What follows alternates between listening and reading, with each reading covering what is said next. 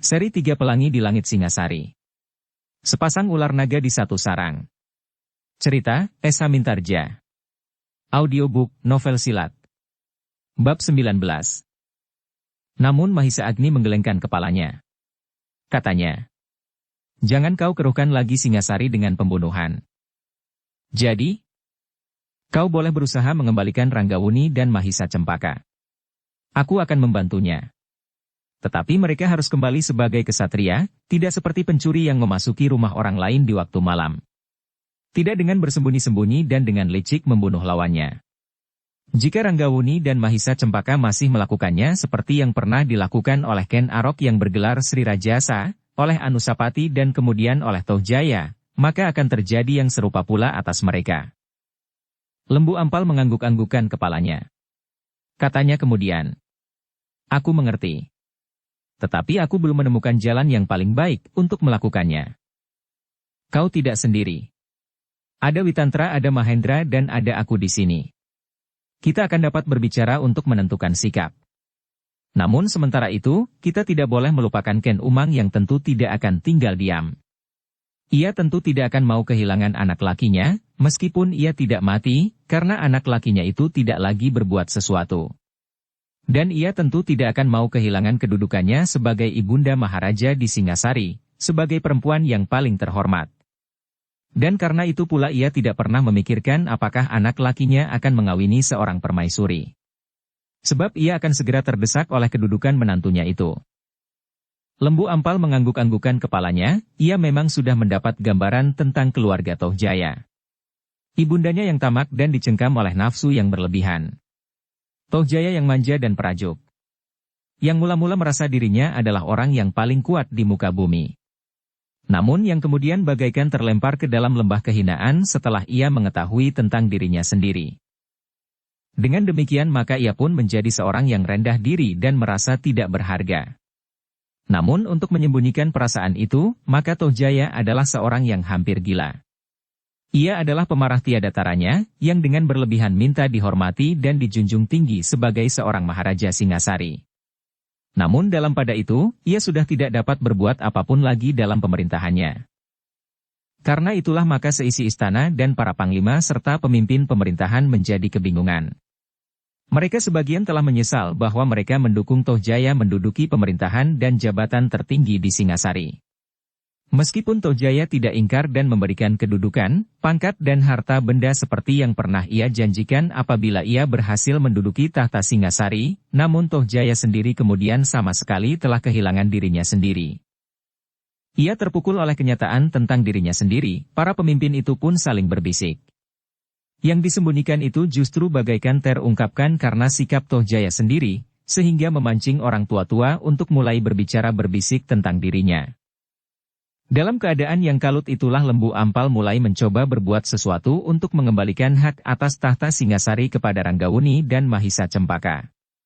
Kenyataan yang dihadapinya adalah bagaikan hitam dan putih jika ia memperbandingkan sifat dan watak Tohjaya dengan Ranggawuni dan Mahisa Cempaka. Tohjaya yang dicengkam oleh nafsu dan Ranggawuni dan Mahisa Cempaka yang bijaksana. Atas petunjuk Mahisa Agni, maka Lembu Ampal pun mulai mempersiapkan segala sesuatunya tidak di halaman istana, tetapi di padukuhan terpencil di luar kota, dan justru di garis yang menghubungkan Singasari dengan Kediri. "Pasukan Singasari di Kediri akan dapat dipergunakan sebaik-baiknya," berkata Mahisa Agni. "Tetapi apakah Tuan akan keluar dari halaman istana dan langsung berada di tengah-tengah kami?" "Tidak.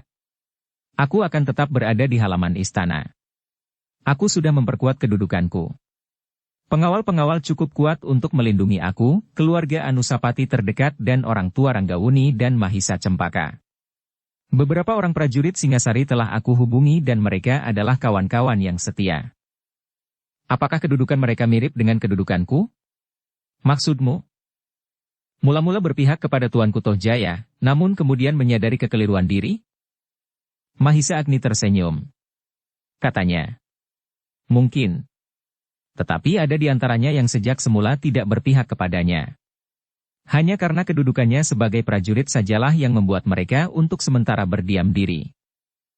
Lembu Ampal merenung sejenak. Kemudian sambil mengangguk-angguk kecil ia berkata, Barangkali aku akan dapat segera memulainya.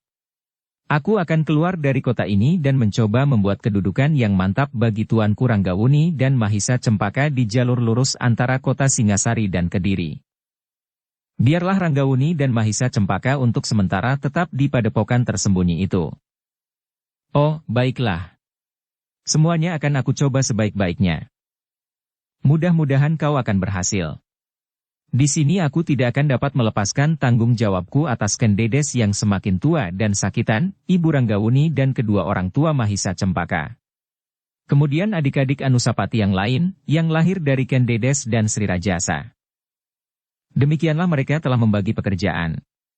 Tugas Mahisa Agni bukanlah tugas yang ringan. Tetapi Mahisa Wongateleng dan adik-adiknya tidak tinggal diam. Betapapun kecilnya mereka masih juga mempunyai pengaruh. Bahkan pengikut Ken Arok yang bergelar Sri Rajasa, ada yang menganggap bahwa Mahisa Wongateleng mempunyai hak yang lebih banyak dari Tohjaya yang hanya karena dukungan yang kuat tiba-tiba saja telah merampas hak atas tahta Singasari. Sementara itu Ken Umang masih tetap bernafsu untuk membunuh Mahisa Agni.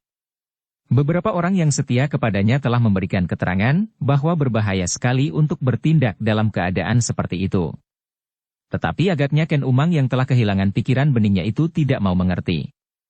Ia tetap bertekad untuk membinasakan Mahisa Agni secepat-cepatnya. Sukar untuk melaksanakan saat ini, berkata Pranaraja. Aku tidak peduli. Tetapi jika kau tidak berhasil, aku justru berkata kepada Mahisa Agni, bahwa kaulah yang mula berpendapat bahwa Ranggawuni dan Mahisa Cempaka harus dibunuh. Kau akan ingkar Tohjaya adalah anakku. Ia mengatakan apa saja yang diketahuinya dan dihayatinya selama ia memegang pemerintahan dengan bijaksana seperti ini. Ancaman itu memang membuat Pranaraja menjadi bingung. Jika demikian maka nyawanya tentu terancam. Keadaan di Istana Singasari agaknya lambat laun sudah berubah. Kesetiaan kepada Tohjaya sudah mulai goyah. Bukan karena Tohjaya tidak memenuhi janjinya kepada orang-orang yang membantunya, tetapi ternyata hati Tohjaya sangat lemah. Di saat terakhir yang dapat dilakukan tidak ada lain kecuali hanya marah-marah saja. Ia sama sekali tidak lagi menghiraukan perkembangan Singasari, apalagi meningkatkan hidup rakyatnya. Usaha beberapa orang perwira yang merasi sudah terlanjur mendukung Tohjaya, agaknya tidak begitu banyak membawa hasil. Bahkan, kadang-kadang Tohjaya sendiri menolak setiap pendapat yang diajukan oleh para panglima dan senapati untuk mengatasi keadaan. Perlahan-lahan para prajurit mulai berpaling kepada Mahisa Agni. Ia adalah saudara tua Ken Dedes. Meskipun umurnya sudah menjadi semakin tua, tetapi ia masih tetap seorang yang tidak ada duanya di dalam Istana Singasari. Arah pandangan yang lain adalah Mahisa Wongateleng, yang masih tetap berada di halaman istana itu pula.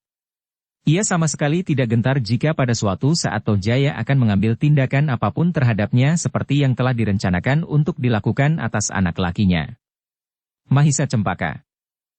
Namun demikian belum ada seorang pun yang berani menyatakannya dengan berterus terang. Mereka pada umumnya masih diliputi oleh keraguan yang satu dengan yang lain, karena ternyata bahwa Tohjaya masih tetap seorang maharaja. Dalam pada itu, Ken Umang yang tidak sabar lagi masih saja selalu mendesak. Ia dihantui oleh tingkah lakunya sendiri yang diketahui dengan pasti oleh Mahisa Agni. Bagi Ken Umang, Mahisa Agni adalah ular yang sangat berbisa. Dalam keadaannya, Ken Umang masih mengharap Tohjaya melupakan apa yang sudah didengarnya. Tetapi jika Mahisa Agni masih hidup, maka ia justru dapat menambah lagi kecemaran tingkah laku di masa mudanya, bahkan sampai ia sudah berada di Istana Singasari itu pula. Tetapi tidak mudah untuk mendapatkan cara bagaimana menyingkirkan Mahisa Agni. Sementara itu, di padepokan terpencil, Mahendra dan Lembu Ampal masih saja selalu menemani Ranggawuni dan Mahisa Cempaka melatih diri. Dengan pesatnya keduanya maju di bidang kanuragan. Bahkan Lembu Ampal kadang-kadang bertanya kepada diri sendiri, cara yang manakah yang dipergunakan oleh Witantra dan Mahendra, sehingga mereka dengan mudah sekali dapat membentuk Ranggawuni dan Mahisa Cempaka menjadi dua orang anak muda yang luar biasa. Atas pembicaraan antara Mahisa Agni, Witantra, Mahendra dan Lembu Ampal, maka mereka pun mulai menyusun rencana untuk memulihkan kembali kekuasaan Singasari yang sebenarnya. Usaha untuk memerintah Singasari sebaik-baiknya sesuai dengan kepentingan rakyatnya. Bukan semata-mata kekuasaan yang ada di tangan Tohjaya tanpa arti apa-apa bagi Singasari sendiri. Untuk memulihkannya, maka Mahisa Agni telah menyerahkan Ranggawuni dan Mahisa Cempaka kepada Witantra yang mempunyai pengalaman yang cukup di dalam pemerintahan pada masa pemerintahan aku Tunggul Ametung di Tumapal. Pada suatu saat, aku akan berada di antara mereka pula, berkata Mahisa Agni kemudian. Aku juga merasa perlu untuk memberikan sedikit tuntunan bagi mereka apabila mereka berhasil mendapatkan haknya kembali di Singasari. Demikianlah maka atas usaha Lembu Ampal, maka ia mendapatkan tempat yang tersembunyi di pinggir kota. Dengan menanggung kemungkinan yang berat, sehingga dengan demikian setiap saat Mahisa Agni dapat dengan diam-diam meninggalkan halaman istana dan berada di antara kedua anak-anak muda itu untuk memberikan banyak petunjuk-petunjuk tentang pemerintahan Singasari. Sementara itu, bukan saja kedua anak-anak muda itulah yang dipersiapkan. Tetapi pada suatu saat, apabila diperlukan akan dapat timbul pertempuran antara para pengikut Tohjaya dengan mereka yang setia kepada hak yang sebenarnya atas tahta Singasari. Dengan demikian tidak mustahil bahwa perang yang besar akan pecah di Singasari. Mudah-mudahan jika terpaksa timbul perang, Singasari tidak terkoyak karenanya. Jika terpaksa Singasari terbakar ujungnya, adalah korban yang harus diberikan untuk kelak membangun Singasari yang jauh lebih besar dari Singasari yang sekarang, berkata Mahisa Agni. Meskipun tidak nampak sama sekali, tetapi sebenarnya lah bahwa persiapan-persiapan yang matang telah disusun. Ranggawuni dan Mahisa Cempaka telah diberitahu apa yang akan dilakukan bagi kepentingan mereka. Dengan demikian maka mereka pun harus berusaha menyesuaikan diri. Tetapi bagaimana kemudian dengan Pamanda Tohjaya, bertanya Ranggawuni. Sudah barang tentu Pamanda Tohjaya harus meninggalkan tahta, jawab Mahisa Agni. Apakah tidak ada jalan lain? Aku tidak sampai hati melihat Pamanda Tohjaya terusir dari kedudukannya. Mahisa Agni mengerutkan keningnya. Aku tahu bahwa Pamanda Tohjaya telah berbuat curang atas ayahanda. Tetapi Pamanda Tohjaya belum cukup lama menikmati hasil perjuangannya. Mahisa Agni memandang kedua anak-anak muda itu dengan saksama. Ia melihat perasaan Mahisa Cempaka yang tidak banyak bedanya dengan perasaan Ranggawuni atas pamandanya Tohjaya. Ranggawuni dan Mahisa Cempaka, berkata Mahisa Agni. Perjuangan yang pantas dinikmati hasilnya, meskipun bukan oleh dirinya sendiri, tetapi oleh mereka yang diperjuangkan, adalah perjuangan yang dilandasi atas hak dan kebenaran. Sedang perjuangan yang pernah dilakukan oleh pamandamu Tohjaya adalah perjuangan yang semata-mata dilandasi oleh nafsu dan ketamakan. Karena itu, maka sekarang yang telah dicapainya sama sekali tidak bermanfaat bagi Singasari. Bahkan akhirnya tidak bermanfaat bagi dirinya sendiri. Tetapi Paman, Ranggawuni masih menjawab. Pamanda Tohjaya tentu tidak akan begitu saja melepaskan tahta Singasari, sehingga apakah dengan demikian tidak akan berarti peperangan yang sukar dikendalikan lagi. Memang mungkin peperangan itu dapat terjadi Ranggawuni. Tetapi pengorbanan itu harus diberikan untuk kepentingan Singasari sekarang. Karena jika kita membiarkannya lebih lama lagi, maka keadaan akan menjadi semakin parah bagi Singasari. Apakah tidak ada harapan Pamanda Tohjaya memperbaiki keadaan ini? Mahisa Agni menggelengkan kepalanya. Jawabnya. Tidak. Tidak akan ada kesempatan lagi bagi Tohjaya selain memanjakan nafsu. Apalagi di belakang Tohjaya berdiri Ken Umang. Seorang yang benar-benar dikendalikan oleh ketamakannya. Karena itu, kau berdua harus segera mulai. Jika kau berdua terlambat, mungkin keadaannya akan menjadi jauh berbeda. Rakyat dan prajurit yang sudah jemu melihat cara Tohjaya memerintah akan mudah sekali terpengaruh oleh harapan-harapan baru bagi mereka. Jika pada suatu saat seorang senapati atau seorang aku bangkit mendahuluimu, maka semua kejemuan akan segera tertumpah pada harapan yang belum pasti dapat menumbuhkan kecerahan bagi Singasari. Bahkan mungkin budi yang luhur akan ditelan oleh nafsu ketamakan yang lain. Ranggawuni dan Mahisa Cempaka termangu-mangu sejenak.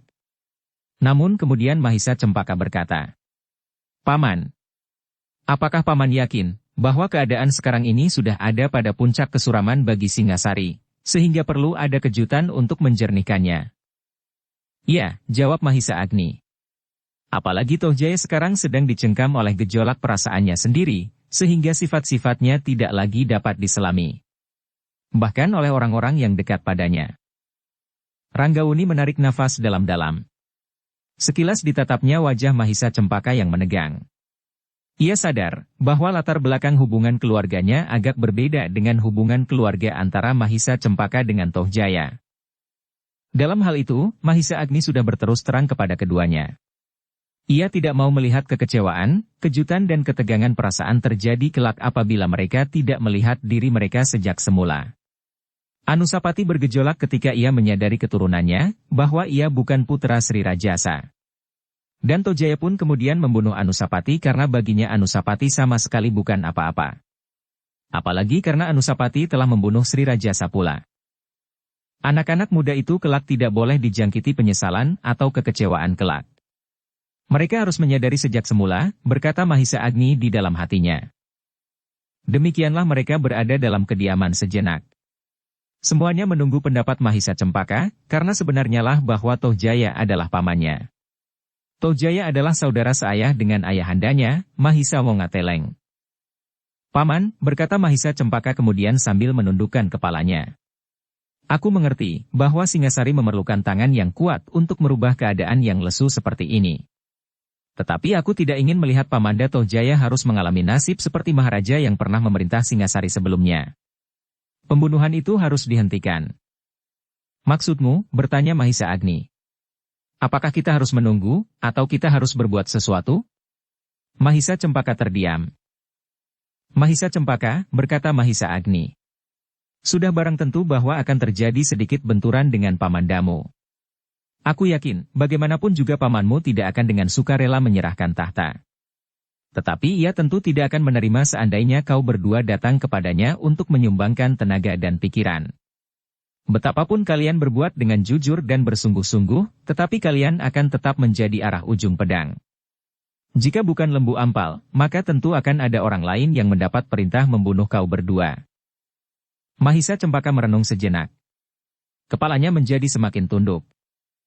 Mahisa Cempaka. Memang kau berada di simpang jalan yang sulit. Kau harus memilih arah yang sama-sama berat bagimu. Jika kau memilih Singasari, kau harus melepaskan pamandamu. Tetapi jika kau memilih pamandamu Toh Jaya, maka keadaan Singasari tidak akan tertolong lagi. Perlahan-lahan Mahisa Cempaka mengangkat kepalanya kemudian perlahan-lahan pula kepala terangguk lemah. Katanya dalam nada yang dalam. Aku mengerti paman. Memang aku tidak akan dapat memilih selain bagi Singasari. Mahisa Agni menarik nafas dalam-dalam. Katanya. Memang sangat berat untuk memilih. Tetapi dengan jiwa besar kau sudah menyebutnya. Mahisa Cempaka menundukkan kepalanya lagi. Seakan-akan ia sedang mencari di antara kedua kakinya.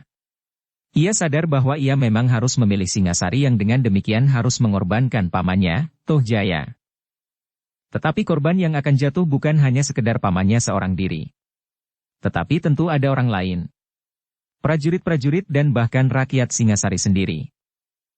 Meskipun demikian, jalan itu harus ditempuh, karena tidak ada jalan lain bagi keselamatan dan keutuhan Singasari.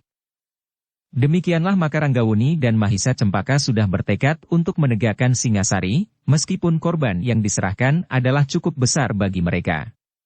Yaitu Pamanda Toh Jaya. Persiapan pun segera disusun semakin matang. Pasukan Singasari yang berada di Kediri sudah siap berada di jalan yang menuju ke pintu gerbang. Mereka dengan diam-diam memasuki daerah di seputar kota Singasari. Sedang sementara itu prajurit-prajurit yang di Singasari telah pula terpecah. Beberapa orang senapati yang berhasil dihubungi oleh kawan-kawannya yang berpihak kepada Ranggawuni dan Mahisa Cempaka pun kemudian menyatakan kesediaan mereka untuk membantu, apalagi setelah mereka mengerti persoalan yang sebenarnya telah terjadi di istana Singasari itu. Dalam pada itu, Witantra, Mahendra, Mahisa Agni dan Lembu Ampal pun segera membagi tugas. Mahisa Agni tetap berada di halaman istana. Jika perlu langsung memberikan perlindungan kepada orang-orang yang sudah menjadi tua dan sakit-sakitan. Ken Dedes yang sudah hampir kehilangan seluruh kesehatannya karena tekanan lahir dan batin. Mahisa Wongateleng yang tetap berada di tempatnya bersama istri Anusapati dan adik-adiknya yang lain. Serta orang-orang yang dapat terancam jiwanya apabila pergolakan benar terjadi. Tetapi Mahisa Agni sudah tidak seorang diri. Di antara para senapati telah berhasil dihubunginya dan dengan teliti menyiapkan diri bersama beberapa orang prajurit-prajurit yang dapat dipercaya. Kecuali mereka, para pengawal Mahisa Agni masih tetap berada di bangsalnya pula. Mereka masih tetap mengenakan secarik kain putih di lehernya sebagai pertanda bahwa mereka benar-benar sudah berada di puncak penyerahan diri pada tugasnya, tanpa menghiraukan nyawa mereka sendiri. Dan ternyata bahwa kain putih di leher para pengawal Mahisa Agni itu mempunyai pengaruh yang cukup besar bagi orang-orang yang tidak menyukainya. Selain Mahisa Agni, maka Witantra pun mendapat tugasnya pula. Ia harus menyiapkan dan memimpin pasukan yang teratur, yang sudah dengan diam-diam bergeser dari Kediri mendekati kota Singasari. Hanya sebagian kecil sajalah yang masih tetap berada di Kediri bersama pasukan keamanan yang disusun oleh Kediri sendiri di bawah pengawasan Singasari. Sedang Mahendra mendapat tugas untuk selalu berada di dekat kedua anak muda itu, agar ia selalu dapat memberikan nasihat dan perlindungan. Karena tidak mustahil bahwa masih akan terjadi percobaan untuk langsung membunuh keduanya apabila Toh Jaya dapat menemukan mereka. Dalam pada itu Lembu Ampal mempunyai tugasnya tersendiri. Sebelum sampai saatnya, mereka mulai dengan tindakan sesungguhnya. Lembu Ampal bertugas untuk membuat hubungan dengan orang-orang yang disangkanya dapat memberikan bantuan kepada mereka. Sementara itu, Ranggawuni dan Mahisa Cempaka tidak bendanya melatih diri untuk bekal di masa mendatang yang akan menjadi semakin berat membebani mereka dengan tanggung jawab. Apalagi mereka harus sudah mulai dengan langkah-langkah tertentu.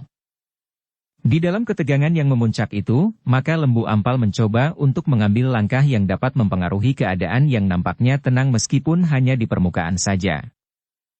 Aku akan memberikan kejutan pada para panglima dan senapati, berkata Lembu Ampal kepada Mahisa Agni ketika mereka sampat bertemu. Apa yang akan kau lakukan? Sekedar menarik perhatian. Agar memberikan kesan bahwa keadaan sekarang ini adalah keadaan yang diselubungi oleh kabut yang gelap. Tetapi jangan mengorbankan nyawa seseorang dengan sia-sia. Baik kawan maupun lawan. Kita harus tetap menghargai sesama seperti kita menghargai diri kita sendiri. Hanya dalam keadaan tertentu saja kita dapat mengorbankan jiwa seseorang, apabila kita benar-benar tidak menemukan jalan lain. Lembu Ampal menganggukkan kepalanya. Katanya, aku akan selalu ingat pesan-pesan Tuan. Tetapi aku pun menyadari bahwa lebih mudah mengerti daripada melakukannya. Dan kau tentu tidak akan berkeberatan melakukan betapapun sulitnya. Lembu Ampal menganggukkan kepalanya. Demikianlah Lembu Ampal mulai dengan usahanya untuk memberikan kejutan kepada Singasari, agar para pemimpin Singasari terbangun dari kesibukan mereka sendiri. Tetapi yang dilakukan oleh Lembu Ampal sebenarnya juga suatu tantangan. Ternyata bahwa di Singasari masih ada orang yang dapat berpikir bening, bahwa pemerintahan yang dipegang Toh Jaya sama sekali tidak akan menguntungkan Singasari dan sebenarnya lah bahwa ia tidak berhak sama sekali untuk tetap berada di atas tahta. Yang menjadi sasaran Lembu Ampal adalah pendukung-pendukung Toh Jaya. Meskipun Toh Jaya bukannya orang yang berhak atas tahta, tetapi pendukungnya menganggap bahwa kehadiran Toh Jaya di atas tahta sangat menguntungkan mereka. Karena itulah maka mereka berusaha untuk tetap mempertahankannya. Untuk mengurangi korban yang bakal jatuh, Lembu Ampal harus berusaha memisahkan mereka dari Toh Jaya. Tetapi tentu tidak dapat dengan berterus terang kepada mereka. Karena mereka masih tetap banyak mengharapkan keuntungan dari Toh Jaya itu.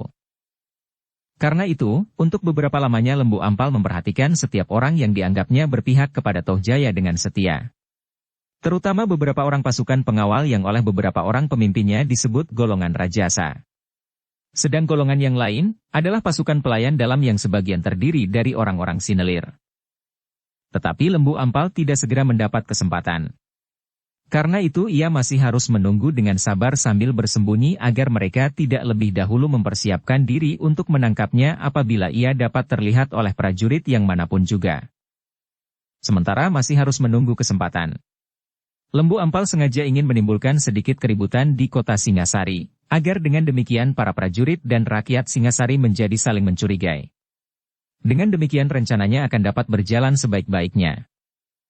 Demikianlah. Maka pada suatu malam Singasari telah dikejutkan oleh api yang menjilat sampai ke langit. Tidak banyak orang yang mengetahui bagaimana asal mulanya. Tetapi tiba-tiba saja kota Singasari telah dibakar oleh cahaya kemerah-merahan. Ternyata api itu telah membakar sebuah rumah yang besar dan berhalaman luas. Rumah seorang senapati yang sudah lama tidak nampak di istana, bahkan tidak dapat diketemukan di sudut-sudut kota Singasari. Rumah itu adalah rumah Lembu Ampal sendiri. Setelah rumahnya dikosongkan dengan menyembunyikan penghuni-penghuni yang lain, maka Lembu Ampal telah mengorbankan rumahnya sendiri. Ia meletakkan beberapa batang tulang lembu di sudut-sudut rumahnya yang terbakar itu, sehingga bekas-bekasnya masih nampak. Tetapi ketika kemudian api padam, tidak seorang pun yang dapat membedakan sisa-sisa tulang itu dengan sisa-sisa tulang manusia. Ternyata bahwa kebakaran itu telah menimbulkan kegemparan. Bukan saja penduduk di sekitarnya yang berusaha memadamkan api yang menjilat sampai ke langit itu, tetapi juga beberapa orang senapati dan panglima memerlukan datang, justru karena rumah itu adalah rumah Lembu Ampal, seorang senapati yang telah hilang bersama hilangnya 2 orang anak-anak muda dari lingkungan keluarga istana. Siapakah yang telah melakukannya? Bertanya seorang senapati kepada kawan-kawannya. Tetapi yang lain hanya dapat menggelengkan kepalanya. Tidak seorang pun yang dapat mengatakannya. Apakah kebakaran ini disengaja atau karena kelalaian saja, desis yang lain. Kawannya pun hanya dapat menggelengkan kepalanya, pula. Namun mereka mencoba untuk mencari sebab dari kebakaran itu. Mereka mencoba meneliti bekas-bekas api. Tetapi mereka tidak menemukan sesuatu yang dapat mereka jadikan petunjuk. Yang mereka ketemukan hanyalah sisa-sisa alat-alat rumah tangga dan beberapa potong tulang yang telah hangus. Kebakaran itu ternyata benar-benar telah menimbulkan kejutan bagi para pemimpin di Singasari. Mereka untuk beberapa hari diliputi oleh teka-teki. Justru karena rumah Lembu Ampal yang terbakar, dan diketemukannya sisa-sisa tulang yang sudah hangus sama sekali. Apakah ada saling mendendam di antara para senapati? Pertanyaan itulah yang kemudian timbul. Karena dendam itu tidak dapat ditumpahkan kepada Lembu Ampal, maka keluarganya lah yang menjadi korban mereka terbakar hidup-hidup di rumah yang musnah ditelan api itu. Seperti yang dimaksud Lembu Ampal, maka mulai timbullah kecurigaan di antara para senapati. Apalagi mereka yang sejak semula dibayangi oleh kecemasan karena Mahisa Agni dan pengawalnya tetap berada di istana. Apakah Mahisa Agni yang telah melakukannya? Bertanya salah seorang dari para senapati. Ia tidak meninggalkan bangsalnya malam itu, sahut yang lain. Jika ia yang merencanakannya, maka tentu ia telah meminjam tangan orang lain. Tentu ada di antara kita yang berpendirian lain. Tetapi mereka tidak dapat menemukan, bahkan menduga pun mereka tidak berani, siapakah yang telah melakukannya. Namun demikian, rasa-rasanya mereka saling memandang yang satu dengan yang lain, seakan-akan ingin melihat dasar hati masing-masing apakah di antara mereka ada yang dilekati oleh sikap yang berbeda. Dalam pada itu, para pemimpin pemerintahan dan para panglima telah memerintahkan untuk menyelidiki kebakaran yang telah menelan habis rumah Lembu Ampal seisinya. Bahkan di antara abu yang berserakan diketemukan beberapa potong tulang yang telah hangus menjadi arang. Di antara para pemimpin itu, Pranaraja lah yang menjadi sangat gelisah. Ia tahu pasti bahwa Lembu Ampal adalah seorang senapati yang mendapat perintah untuk membunuh Ranggawuni dan Mahisa Cempaka, namun yang hilang pula hampir bersamaan waktunya dengan kedua anak-anak muda yang hilang itu. Apakah Mahisa Agni mulai melakukan balas dendam? Bertanya Pranaraja di dalam hatinya. Tetapi itu pun ia masih dibingungkan oleh pertimbangan-pertimbangan lain. Agaknya Mahisa Agni tahu pasti apa yang akan terjadi atas kedua anak-anak muda itu, sehingga ialah yang telah menyembunyikannya dan kemudian melepaskan dendamnya kepada Lembu Ampal. Bahkan kemudian Pranaraja berdesis dengan dada yang berdebar-debar. Bahkan mungkin Lembu Ampal sendiri telah dibunuhnya dan kemudian seluruh keluarganya pula. Pranaraja menjadi ngeri. Dengan jantung yang berdentang-dentang ia bertanya kepada diri sendiri. Apakah akan datang saatnya Mahisa Agni melepaskan dendam kepada orang-orang lain yang tersangkut pada usaha pembunuhan kedua anak muda itu sehingga aku pun akan mendapat giliran? Pranaraja menjadi sangat gelisah. Tetapi ia masih belum menemukan jawaban yang pasti terhadap kekalutan keadaan. Namun demikian ia selalu berlindung di balik pengawal yang sangat kuat. Beberapa orang senapati terpercaya yang dapat dibujuknya selalu dekat padanya. Bukan saja Pranaraja tetapi atas perintahnya pula, pengawalan terhadap Tohjaya pun diperketat pula, karena Pranaraja pun khawatir bahwa akan ada usaha balas dendam terhadap Tohjaya dengan cara yang curang. Demikianlah, maka belum lagi peristiwa kebakaran rumah Lembu Ampal itu menjadi tenang, maka Singasari telah digemparkan oleh peristiwa yang lain. Peristiwa yang meskipun tidak menimbulkan kerusakan apapun juga, tetapi benar-benar telah mengguncangkan hati setiap orang yang melihatnya. Pada malam itu, para peronda yang berjaga-jaga di depan gerbang istana telah melihat seekor kuda putih dengan penunggangnya yang berpakaian putih, berlari menyusur jalan kota. Sejenak para peronda itu bagaikan mematung. Rasa-rasanya mereka melihat seseorang yang pernah mendapat gelar kesatria putih. Tetapi kesatria putih itu sudah tidak ada lagi, karena Anusapati sudah terbunuh di arena sabung ayam. Ternyata malam itu bukan saja para prajurit di pintu gerbang yang melihatnya, tetapi beberapa tempat yang lain pun agaknya dilalui pula kesatria putih itu. Kehadiran kesatria putih yang tiba-tiba saja itu, ternyata tidak kalah menggemparkan dari rumah lembu ampal yang terbakar. Seakan-akan rakyat Singasari yang mulai merasakan kebekuan pemerintahan itu melihat Anusapati kembali di antara mereka. Anusapati yang telah hilang dari tahta pada saat ia sedang mulai dengan usaha yang besar bagi kesejahteraan Singasari. Tetapi tidak seorang pun yang dapat menuduh bahwa yang telah berbuat itu adalah Mahisa Agni. Pada malam itu Mahisa Agni yang merasa terlampau panas, duduk di antara para prajurit yang bertugas di depan bangsalnya. Bahkan beberapa orang pengawalnya duduk di serambi depan menghirup udara malam yang sejuk. Jika bukan Mahisa Agni, maka kita akan dapat dengan mudah menangkapnya, berkata salah seorang senapati. Orang yang berpakaian serba putih di atas kuda yang putih itu tentu sekedar ingin menumbuhkan pertentangan di hati rakyat Singasari. Agaknya pendapat itu disetujui oleh para senapati yang lain, bahkan oleh para pemimpin pemerintahan. Ketika para panglima kemudian mengadakan pembicaraan tentang orang berkuda itu, maka mereka memutuskan untuk menangkap orang itu hidup-hidup. Mungkin ada sangkut pautnya dengan kebakaran rumah lembu ampal itu, berkata salah seorang panglima. Ya. Kita harus berusaha menangkapnya hidup, sahut yang lain. Karena itu, lengkapi setiap penjagaan dengan beberapa orang prajurit berkuda, jika benar orang itu bukan Mahisa Agni, maka orang berpakaian putih itu tentu tidak akan terlampau sulit untuk ditangkap. Dengan demikian, maka jatuhlah perintah kepada setiap gardu penjagaan terpenting di Singasari untuk melengkapi dengan beberapa orang dari pasukan berkuda yang setiap saat siap untuk mengejar orang yang berpakaian putih di atas kuda putih itu. Dan perintah selanjutnya berbunyi. Tangkap orang itu hidup. Hanya jika keadaan memaksa kalian boleh membunuhnya. Dengan jatuhnya perintah itu, maka setiap prajurit yang meronda di malam hari menjadi semakin waspada. Setiap saat mereka dapat bertemu dengan orang yang mengenakan pakaian serba putih itu. Karena hal itu dianggapnya penting, maka para panglima pun memberitahukannya kepada Tohjaya. Tetapi ternyata Tohjaya justru menjadi sangat marah. Anusapati sudah mati. Aku sendiri yang membunuhnya, teriaknya. Bukan tuanku Anusapati, sahut salah seorang panglima.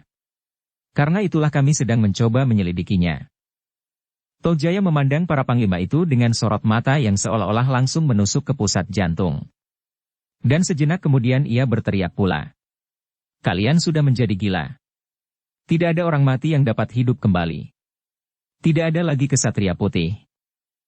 Tuanku, seorang panglima mencoba menjelaskan dengan hati-hati. Bukan maksud kami mengatakan bahwa tuanku Anusapati yang telah mati itu hidup kembali dan mulai lagi dengan pengembaraannya sebagai kesatria putih. Tetapi tentu ada orang lain yang mencoba untuk memancing kekeruhan. Apakah tuanku dapat mengerti maksud kami? Kalian terlalu bodoh untuk mengatasi persoalan yang paling mudah sekalipun.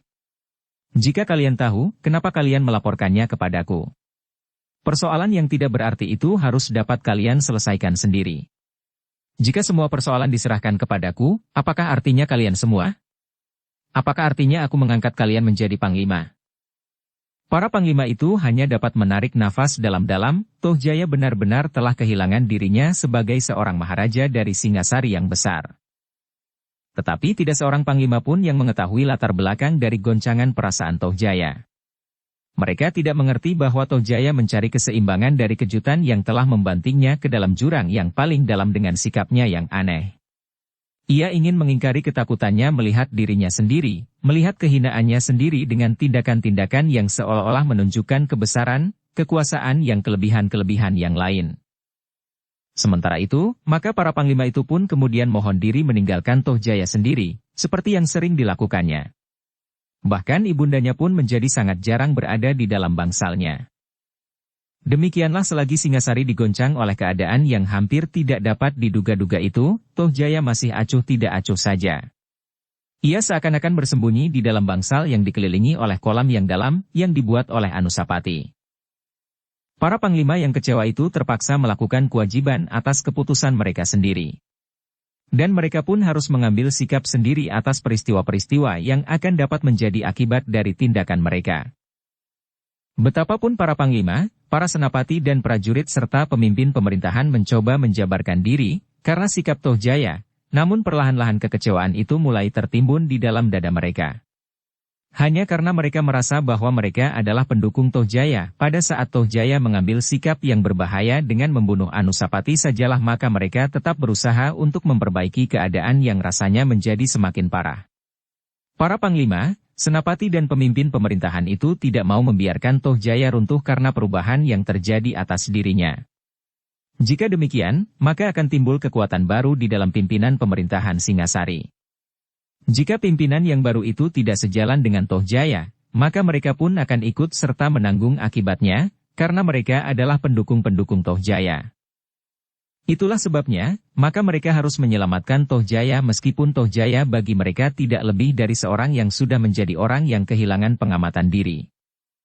Demikianlah para prajurit di Singasari bersiaga sepenuhnya untuk menangkap orang yang berpakaian serba putih di atas kuda putih pula seperti yang pernah disaksikan pada masa Anusapati masih menjadi Pangeran Pati. Dan perintah yang harus mereka lakukan adalah menangkap orang itu hidup-hidup untuk diperas keterangannya tentang bermacam-macam hal yang mulai menyuramkan ketenangan Singasari. Tetapi ternyata untuk beberapa malam, tidak seorang pun yang melihat kuda putih dengan penunggangnya yang berpakaian putih pula. Meskipun demikian, para prajurit sama sekali tidak lengah. Setiap saat kuda putih itu akan dapat muncul. Ternyata seperti yang mereka duga, maka pada malam yang gelap, para peronda di ujung jalan kota melihat seekor kuda putih yang berderap di muka gerbang. Tetapi kuda itu tidak masuk ke dalam kota. Kuda itu hanya melintas dan kemudian menyusur jalan di luar gerbang dan menghilang di dalam gelap. Namun kehadirannya itu telah membangunkan para penjaga yang memang sedang menunggu dengan terkantuk-kantuk. Beberapa orang prajurit berkuda segera bersiaga di samping kuda mereka. Namun kuda putih yang muncul dengan tiba-tiba dan menghilang itu tidak lewat di jalan itu lagi. Beritahukan kepada setiap gardu di segala penjuru, perintah pemimpin penjaga gerbang itu. Dengan demikian, maka beberapa ekor kuda pun kemudian berderap di jalan-jalan kota. Mereka memencar ke segala penjuru kota. Kepada setiap prajurit di gardu-gardu peronda, penunggang kuda itu memberitahukan bahwa mereka telah melihat kuda putih dengan penunggangnya yang serba putih. Para prajurit berkuda di seluruh gardu peronda pun kemudian mempersiapkan diri dan kuda mereka. Setiap saat mereka harus meloncat ke punggung kuda masing-masing untuk mengejar orang yang mencoba menghidupkan kembali kesatria putih yang sudah tidak ada lagi itu. Tetapi sampai lewat tengah malam, tidak seorang pun yang melihat kuda putih itu lagi. Meskipun demikian para prajurit masih tetap bersiaga sepenuhnya. Namun para prajurit telah dikejutkan oleh suara tengara, yang mulai terdengar justru dari tengah-tengah kota tengara yang sudah mereka sepakati bersama untuk memberikan tanda apabila ada di antara mereka yang melihat orang berpakaian putih di atas kuda putih. Suara tengara itu pun segera menjalar dari gardu yang sampai ke gardu yang lain, sehingga dalam waktu yang pendek, seluruh kota telah terbangun oleh suara tengara yang merobek sepinya malam. Tetapi sebelum para prajurit yang berada di regol menyadari sepenuhnya, apa yang harus mereka lakukan menghadapi orang yang hampir serupa dengan kesatria putih itu, maka para prajurit itu terkejut bukan buatan. Tiba-tiba saja seperti loncatan lidah api di langit, seekor kuda putih berderap dengan lajunya. Dua orang yang meloncat ke tengah jalan sambil menyilangkan tombak mereka, terpaksa meloncat kembali menepi, karena kuda itu berlari justru semakin kencang. Namun pasukan berkuda yang sudah siap itu tidak membiarkan orang yang memang mereka tunggu-tunggu itu lewat begitu saja. Apalagi mereka pun sebenarnya memang sudah siap menghadapi kemungkinan itu. Karena itu, maka beberapa orang di antara mereka pun segera berloncatan ke atas punggung kuda dan berderap dengan lajunya menyusul orang yang berpakaian serba putih di atas kuda putih itu. Di dalam malam yang kelam, 5 orang dari pasukan berkuda telah mengejar seorang yang melarikan kudanya di tengah-tengah bulak yang panjang sekali. Suara kaki-kaki kuda itu gemeretak memecah sepinya malam. Ternyata bukan hanya 5 orang prajurit itu saja yang mengejar orang yang berpakaian putih itu. Tetapi beberapa orang yang lain dari gardu yang lain pun segera menyusul pula. Meskipun mereka tidak dapat melihat lagi orang yang mereka kejar, namun mereka dapat menyusuri jejak kaki-kaki kuda yang sedang berkejaran itu. Dalam pada itu, orang yang berpakaian putih itu pun melarikan kudanya dengan sekencang-kencangnya. Agaknya baik orang yang berpakaian putih maupun kuda putih yang dinaikinya sudah mengenal jalan itu dengan baik, sehingga kuda itu dapat berlari seperti angin. Tetapi prajurit berkuda itu pun telah mengenal jalan itu dengan sebaik-baiknya pula. Kuda-kuda mereka pun tidak kalah tegarnya dengan kuda putih yang dikejarnya. Sehingga karena itu, maka kuda putih itu tidak berhasil memperpanjang jarak di antara mereka yang sedang saling berkejaran itu. Bahkan kemudian ternyata, bahwa prajurit berkuda itu berhasil memperpendek jarak di antara mereka. Dengan geram, prajurit-prajurit itu sekali-sekali melecut kudanya yang rasa-rasanya berlari terlalu lambat. Orang berpakaian putih itu tidak dapat mempercepat lari kudanya. Ia terpaksa menerima kenyataan bahwa kuda para prajurit yang memang dipilih dari puluhan kuda yang tegar dan kuat itu, ternyata berlari lebih cepat dari kudanya. Berhenti, seorang prajurit yang berlari di paling depan kemudian berteriak sekuatnya ketika jarak mereka tidak terlampau jauh. Tetapi orang berpakaian putih itu sama sekali tidak menghiraukannya. Bahkan ia berusaha mempercepat lari kudanya. Tetapi ia tidak berhasil. 5 orang prajurit berkuda itu menjadi semakin dekat, mereka sudah hampir pasti bahwa mereka akan dapat menangkap orang berpakaian putih itu. Asal bukan Tuanku Mahisa Agni, berkata para prajurit itu di dalam hatinya.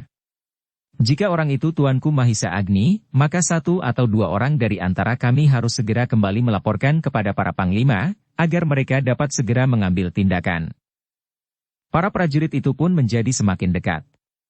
Sekali lagi yang berpacu paling depan berteriak pula, berhenti. Kami akan berbicara jika kau berhenti. Tetapi kuda putih itu berlari terus meskipun jaraknya justru menjadi semakin pendek.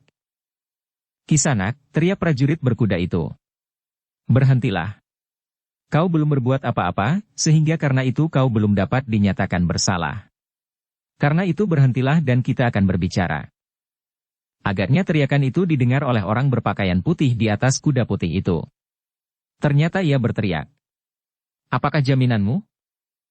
Kami berjanji tidak akan berbuat apa. Kami hanya ingin mendapatkan keterangan saja. Orang berkuda putih itu tidak menjawab. Namun kudanya yang sudah diperlambat sedikit itu, tiba-tiba telah dilecutnya sehingga kuda itu bagaikan meloncat terbang di dalam gelapnya malam. Gila, geram para prajurit itu. Namun kuda mereka adalah tetap kuda yang lebih baik, sehingga jarak itu pun benar-benar telah menjadi semakin pendek. Beberapa ekor kuda yang berkejaran itu masih menyusuri bulak yang sangat panjang. Tetapi sebentar lagi mereka akan memasuki sebuah padukuhan yang kecil. Padukuhan yang tidak begitu banyak dihuni orang meskipun dikelilingi oleh sebuah bulak yang subur. Jangan sampai kuda putih itu mencapai padukuhan di hadapan kita, geram prajurit berkuda di paling depan. Agar ia tidak mendapat kesempatan untuk melarikan diri dengan melepaskan kudanya dan bersembunyi. Prajurit-prajurit berkuda yang lain pun mempunyai pendapat yang sama pula. Sebaiknya mereka mencegah kuda putih itu memasuki padukuhan di hadapan mereka. Namun salah seorang mereka berdesis kepada diri sendiri. Tetapi kuda putih itu mempunyai kaki seperti kudaku ini. Dan penunggangnya tentu mempunyai pendirian yang berlawanan. Karena itu, kuda-kudaku masih tetap berkejaran. Rasa-rasanya para prajurit itu ingin terbang mengejar kuda putih itu sebelum mencapai padukuhan. Tetapi mereka ternyata tidak berhasil. Kuda putih itu seakan-akan mampu berlari lebih cepat. Sehingga karena itu, maka prajurit di paling depan mengumpat. Gila. Berhenti, atau kami akan membunuhmu. Tidak ada jawaban. Namun kuda putih itu bagaikan hilang ditelan oleh mulut lorong yang gelap di hadapan mereka. Tetapi jarak antara kuda prajurit yang mengejarnya itu sudah tidak begitu jauh lagi. Agaknya tidak ada kesempatan bagi orang berkuda putih itu untuk meloncat turun dan berlari bersembunyi di padukuhan kecil itu. Karena itu maka para prajurit itu memacu kudanya semakin cepat.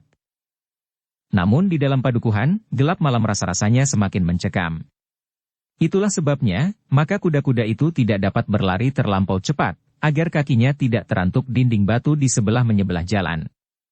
Tikungan yang tajam di dalam padukuhan itu kadang-kadang terasa sangat mengganggu, sehingga kadang-kadang kuda mereka harus berlari sangat lamban. Tetapi padukuhan itu memang tidak begitu besar. Sebentar lagi mereka akan segera lewat dan kuda putih itu harus muncul di bulak panjang di seberang padukuhan kecil itu. Kuda putih itu memang tidak dapat ingkar. Sejenak kemudian maka seekor kuda putih berlari keluar dari padukuhan itu dengan penunggangnya yang berpakaian serba putih. Tetapi darah para prajurit yang mengejarnya itu bagaikan berhenti mengalir ketika mereka telah muncul dari lorong gelap di padukuhan itu, maka mereka melihat di hadapan mereka, bukan hanya seekor kuda putih berlari kencang sekali, tetapi kini ada 2 ekor kuda putih yang berlari berurutan di hadapan mereka. Hi, geram prajurit di paling depan. Apakah mataku sudah kabur? Apakah yang kau lihat? Bertanya prajurit yang berpacu di belakangnya. 2 ekor kuda putih. Ya. Aku juga melihat 2 ekor kuda putih. Apakah kita sedang mengejar hantu? Tidak ada jawaban. Tetapi prajurit-prajurit itu bukannya menjadi takut. Bahkan mereka sempat menilai keadaan yang sedang mereka hadapi. Untuk meyakinkan kawan-kawannya prajurit yang ada di paling depan sempat berteriak. Jangan bermain-main seperti kanak-kanak. Aku tahu bahwa semuanya ternyata telah kalian rencanakan sebaik-baiknya. Orang berkuda pulih yang pertama sengaja memancing kami ke padukuhan kecil ini sedang yang lain telah siap lebih dahulu. Demikian kawanmu masuk maka kalian berdua segera berpacu beriringan. Tidak ada jawaban. Terapi kedua kuda putih di hadapan para prajurit itu berpacu semakin kencang. Cegah mereka, jangan sampai memasuki padukuhan berikutnya, berkata prajurit yang paling depan. Mungkin seorang kawannya telah siap menunggu di sana dengan kuda dan pakaian yang serupa. Demikianlah maka para prajurit benar-benar berusaha untuk menyusul kedua orang berkuda putih di hadapan mereka. Agaknya kedua orang berkuda putih itu pun menyadari bahwa mereka tidak akan dapat lagi melepaskan diri dari para prajurit itu. Kuda putih itu tidak setegar kuda pengejarnya. Akhirnya orang-orang yang berkuda putih itu mengambil sikap yang lain. Mereka tidak akan berlari terus, karena bagi mereka sudah tidak akan ada gunanya lagi. Mereka akhirnya tentu akan dapat disusul oleh pengejarnya. Karena itu, maka ketika mereka sampai di simpang 3 di tengah-tengah bulak, terdengar orang berkuda putih yang di depan memberikan isyarat. Dengan isyarat itu, maka penunggang kuda yang di belakang tidak lagi mengikuti derap kuda-kuda putih di hadapannya. Kedua kuda putih itu pun berpisah di simpang 3. Yang seekor berbelok ke kiri dan yang lain berbelok ke kanan. Namun mereka tidak untuk selanjutnya berusaha melarikan diri. Kedua penunggangnya segera menarik kekang kuda mereka, sehingga keduanya segera berputar menghadapi pengejarnya. Di simpang 3 kelima orang prajurit yang sedang mengejar itu pun termangu-termangu. Namun seorang yang pemimpin mereka segera memberikan isyarat. 2 di antara mereka harus berbelok ke kiri dan 3 yang lain ke kanan. Benturan senjata pun kemudian tidak dapat dihindari lagi. Kelima orang prajurit yang mengejar itu pun segera menyerang. Meskipun mereka tidak ingin membunuh seperti yang diperintahkan kepada mereka, namun karena kedua orang berpakaian putih di atas kuda putih itu agaknya siap untuk melawan maka mereka pun siap mempergunakan senjata pula. Sambil bertempur, salah seorang prajurit itu berkata, "Kalian tidak akan dapat menghindar lagi. Sejenak lagi akan datang beberapa orang prajurit berkuda menyusul kami. Kami akan menangkap kalian dan memperlakukannya dengan baik jika kalian menyerah." Kedua orang berpakaian putih di atas kuda itu sama sekali tidak menjawab. Mereka masih tetap bertahan. Keduanya sama sekali tidak menunjukkan tanda-tanda untuk menyerah. Demikianlah ketika pertempuran itu sedang berlangsung, maka beberapa orang prajurit yang lain sedang berada di perjalanan untuk menyusul kawannya yang sudah terlebih dahulu berpacu memburu orang berkuda putih itu. Namun sebagian dari para prajurit dengan tergesa-gesa masuk ke halaman istana, dan langsung pergi ke bangsal Mahisa Agni.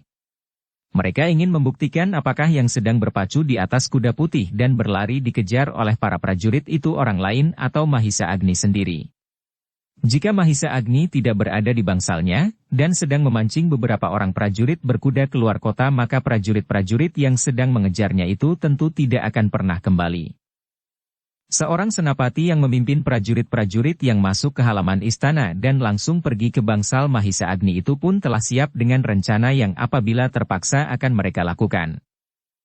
Jika Mahisa Agni sendiri yang berada di atas kuda putih itu, maka kita akan menangkap Tuan Putri Ken Dedes. Kita akan membawanya dan memaksa Mahisa Agni menyerah, berkata senapati itu. Namun seorang prajurit yang sudah agak lanjut usia mengerutkan keningnya sambil berkata, "Bukankah tuanku Kendede sudah menjadi semakin tua dan sakitkan? Umurnya tentu sudah tidak akan terlalu panjang lagi. Adalah kurang bijaksana jika melibatkan orang yang sedang sakit dan sudah terlalu lemah di dalam hal ini. Aku tidak peduli. Tetapi Singasari harus diselamatkan. Jika Mahisa Agni mencoba untuk memaksakan kehendaknya dengan cara yang gila, kenapa kita tidak berbuat seperti itu juga? Tetapi orang berkuda putih itu berbuat dengan jantan. Maksudku, ia dengan berani menengadahkan dadanya untuk melawan para prajurit." "Persetan," bentak senapati itu. Prajurit itu tidak berani membantah lagi. Ia adalah seorang prajurit yang hanya dapat tunduk kepada perintah pimpinannya. Demikianlah dengan dada yang berdebar-debar. Senapati itu pergi langsung ke pintu depan. Kepada para penjaga ia menanyakan apakah mereka melihat Mahisa Agni dalam hubungannya dengan orang berkuda putih itu. "Pintu itu tertutup sejak senja mulai gelap," jawab para penjaga. Senapati itu menjadi semakin berdebar-debar. Tetapi ia harus meyakini apakah Mahisa Agni ada atau tidak di dalam bangsalnya. Perlahan-lahan ia mengetuk pintu bangsal itu. Ketika seseorang menyahut, maka senapati itu menjadi semakin berdebar-debar. Ketika pintu itu terbuka, ternyata yang berdiri di muka pintu bukan Mahisa Agni. Tetapi seorang pengawalnya yang masih saja mengalungkan secarik kain putih di lehernya. "Apakah tuanku Mahisa Agni ada?" bertanya senapati itu.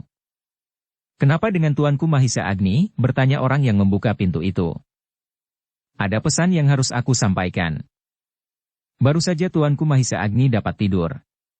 Aku tidak berani membangunkannya." Senapati itu menjadi semakin berdebar-debar. Ia sudah mulai berangan-angan. Jika Mahisa Agni benar-benar berkuda putih dan berpacu keluar kota, maka pasti sudah mulai terjadi pembunuhan yang mengerikan. Seorang demi seorang prajurit yang mengejarnya akan terlempar dari kuda dan untuk selamanya tidak akan terbangun lagi. Tetapi, berkata senapati itu seterusnya, "Aku perlu sekali bertemu. Aku mendapat pesan langsung dari Tuanku Tohjaya. Aku harus menyampaikannya sekarang." Orang yang berkain putih di lehernya itu termangu-mangu sejenak, lalu. "Tetapi aku tidak berani membangunkannya. Semalam suntuk Tuanku Mahisa Agni tidak dapat tidur. Baru menjelang dini hari, ia dapat memejamkan matanya. Tetapi aku membawa pesan Maharaja Singasari." Ketika senapati itu melihat orang berkain putih di lehernya itu masih belum beranjak, ia menjadi semakin cemas. Tetapi ia masih belum pasti, sehingga katanya, "Kisanak, jika kau tidak berani membangunkan, biarlah aku yang membangunkannya." Orang itu nampak ragu-ragu. Tetapi ia pun kemudian berkata, "Apakah ada bedanya? Jika kau yang membangunkannya, ia pun pasti merasa terganggu." "Tetapi aku mengemban perintah," jawab senapati yang mulia kehilangan kesabarannya itu. Sementara orang yang berdiri di muka pintu dengan kain putih di lehernya itu masih ragu-ragu, terdengarlah suara dari dalam. "Siapakah orang itu?" Tiba-tiba senapati yang berdiri di luar pintu itu menarik nafas dalam-dalam. Di dalam keremangan cahaya lampu minyak di dalam bangsa itu, ia melihat Mahisa Agni yang agaknya memang terbangun dari tidurnya yang nyenyak. "Apakah pesan itu?" bertanya Mahisa Agni. "Dan siapakah kau?" Senapati itu memandang Mahisa Agni dengan saksama, seolah-olah ia ingin meyakinkan bahwa yang dilihatnya itu benar-benar Mahisa Agni. Siapakah kau?" Mahisa Agni mengulangi. "Aku adalah senapati yang sedang bertugas atas pengamanan kota pada malam ini," berkata senapati itu. "Apa maksudmu mencari aku?" Senapati itu termangu-mangu sejenak. Namun kemudian ia pun berkata, "Tuan, ada sesuatu yang ingin aku tanyakan. Karena Tuan mengetahui dengan pasti rentang kesatria putih pada masa Tuanku Anusapati masih menjadi Pangeran Pati, maka apakah Tuan tidak berkeberatan jika aku bercerita tentang orang yang mirip dengan kesatria putih itu pada saat ini?" "Oh," Mahisa Agni mengerutkan keningnya. "Ceritakan dan kemudian sebut, apakah yang kau tanyakan kepadaku itu?" Senapati itu pun kemudian menceritakan penglihatan beberapa orang prajurit tentang kesatria putih yang sudah pasti bukan Tuanku Anusapati yang sudah meninggal itu. Apakah Taun dapat menduga, siapakah yang kini menyamarkan diri menjadi kesatria putih itu dan apakah maksudnya? Apakah hal ini ada hubungannya dengan hilangnya Tuanku Ranggauni dan Mahisa Cempaka beberapa waktu yang lalu dan kemudian kerusuhan yang timbul akhir-akhir ini? Mahisa Agni merenung sejenak. Namun kemudian ia pun menggeleng sambil berkata, "Sayang, aku belum dapat mengatakan sesuatu tentang hal itu. Aku harus sempat melihatnya dahulu. Apakah orang yang berpakaian serba putih itu kini ada di dalam kota?" "Tidak Tuan," jawab senapati itu, yang kemudian menceritakan tentang orang berkuda putih yang berpacu menembus para penjaga di regol dan seperti angin menuju keluar kota. "Aku tidak mengetahuinya." "Apakah aku perlu mengejarnya dan mencarinya?" bertanya Mahisa Agni. "Tidak Tuan. Bukan maksud kami. Kecuali jika para prajurit dan senapati sudah tidak sanggup lagi menangkap, maka segala sesuatu akan kami serahkan kembali kepada Tuan dan Tuanku Tohjaya. Namun selama masih ada kemungkinan para prajurit dan senapati melakukannya, maka biarlah kami akan melakukannya." Mahisa Agni mengangguk-anggukan kepalanya. Katanya, "Baiklah. Beritahukan kepadaku jika kalian memerlukan aku."